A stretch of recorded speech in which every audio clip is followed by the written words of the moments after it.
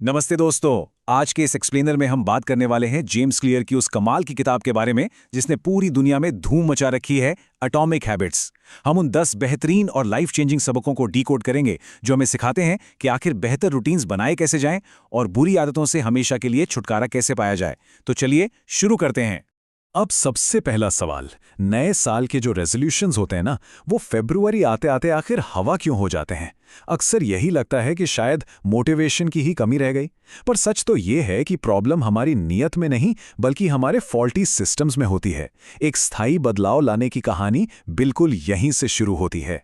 आज हमारे सफर का रोड मैप कुछ इस तरह दिखेगा। हम बात करेंगे छोटे बदलावों की ताकत पर, आइडेंटिटी और सिस्टम्स पर, आदत बनने की मैकेनिक्स पर, नियमितता यानी कंसिस्टेंसी पर और आखिर में समीक्षा पर। तो बढ़ते हैं अपने पहले हिस्से की तरफ, छोटे बदलावों की ताकत, यानी कैसे छोटे छोटे कदम बड़े नतीजे लाते हैं। अब जरा इस मैथमेटिक्स को देखिए, 37 गुना। ये आंकड़ा सच में दिमाग घुमाने वाला है। अगर रोजाना, ध्यान दीजिएगा, सिर्फ 1% का सुधार किया जाए ना, तो 1 साल बाद नतीजा करीब 37 गुना बेहतर निकल कर आता है। इमेजिन कीजिए, ये छोटे छोटे, लगभग ना दिखने वाले डेली बदलाव ही मिलकर एटॉमिक हैबिट्स की असली और विशाल ताकत बनते हैं। पर प्रॉब्लम क्या है? शुरुआती प्रयास अक्सर बिल्कुल बेकार लगते हैं। इसे ही प्लेटो ऑफ लेटेंट पोटेंशियल या छिपी हुई क्षमता का पत्थर कहते हैं। इसे ऐसे समझिए, जैसे एक बर्फ का टुकड़ा रखा है। टेम्परेचर 25, 26, 27 डिग्री तक बढ़ता है, पर बर्फ बिल्कुल नहीं पिघलती। लेकिन जैसे ही 32 डिग्री का मार्क आता है, अचानक से बदलाव दिखता है। इसका मतलब ये बिल्कुल नहीं कि पहले की हीट वेस्ट हो गई, वो बस जमा हो रही थी।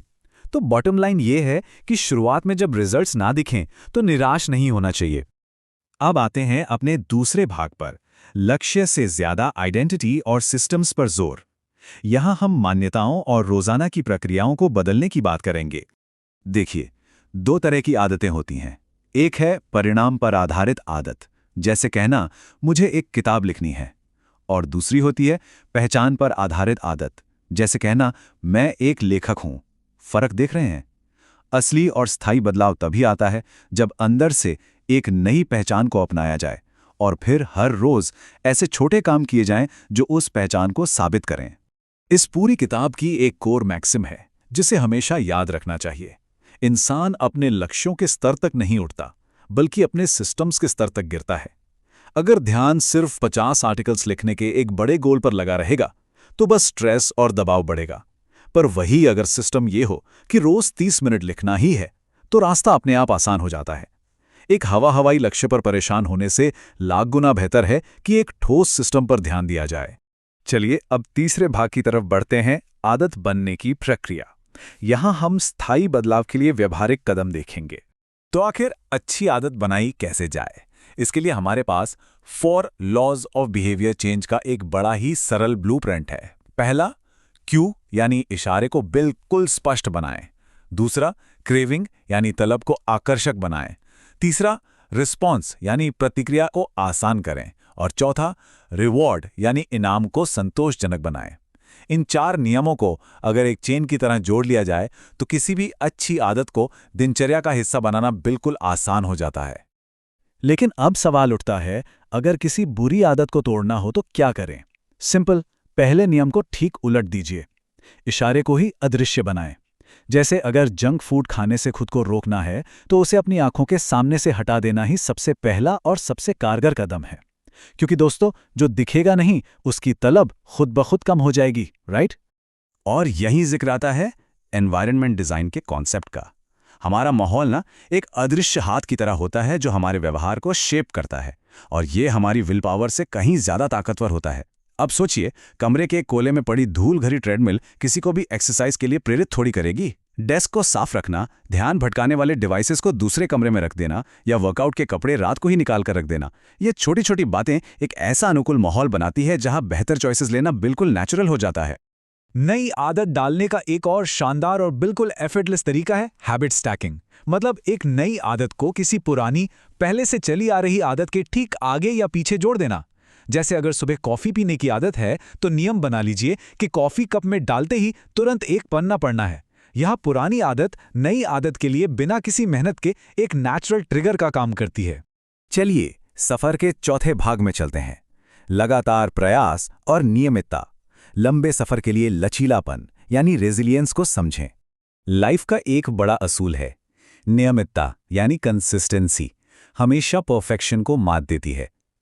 कभी कभी बिल्कुल मन नहीं करता और दिन खराब होता है, पर ऐसे बुरे दिन पर भी काम का एक छोटा सा हिस्सा पूरा कर लेना अपनी उस नई पहचान के लिए एक वोट डालने जैसा होता है। जीरो रहने से लाख गुना बेहतर है कि सिर्फ एक पैराग्राफ लिख लिया जाए या बस 5 मिनट दौड़ लगा ली जाए। परफेक्ट बनने से ज्यादा जरूरी है मैदान में लगातार मौजूद रहना। ऑल और नथिंग माइंडसेट से बचने के लिए एक गोल्डन रूल याद रखिए, कभी भी 2 बार ना चूकें। Never miss twice. किसी वजह से एक दिन चूक जाना एक आम बात है, गलती हो सकती है, पर लगातार 2 बार चूकना एक नई बुरी आदत की शुरुआत बन जाती है।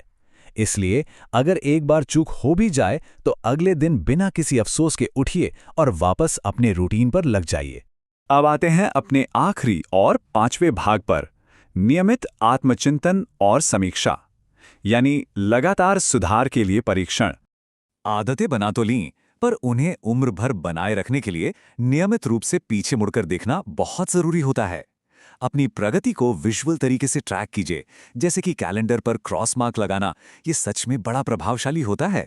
जो तरीके काम कर रहे हैं उन्हें अपनाते रहिए, उन छोटी छोटी जीतों का जश्न मनाइए और हाँ, बदलते लक्ष्यों के अनुरूप अपनी आदतों को एडजस्ट करते रहिए। ये इंश्योर करता है कि प्रगति की गाड़ी हमेशा आगे ही बढ़ती रहे। तो आखिर में इस सब से एक ही बात निकल कर आती है। सोचने वाली बात यह है कि आज ही शुरू करने के लिए ऐसी कौन सी एक छोटी सी आदत अपनाई जा सकती है। हमेशा याद रखिए, विशाल सफलता कोई जादू नहीं है, ये बस उन्हीं छोटी छोटी एटॉमिक हैबिट्स के लगातार जुड़ने का एक शानदार नतीजा होती है। तो आज ही अपनी नई पहचान की तरफ वो पहला छोटा सा कदम उठाइए और बस शुरू हो जाइए। आपको ये वीडियो कैसी लगी कमेंट में ज़रूर बताएं।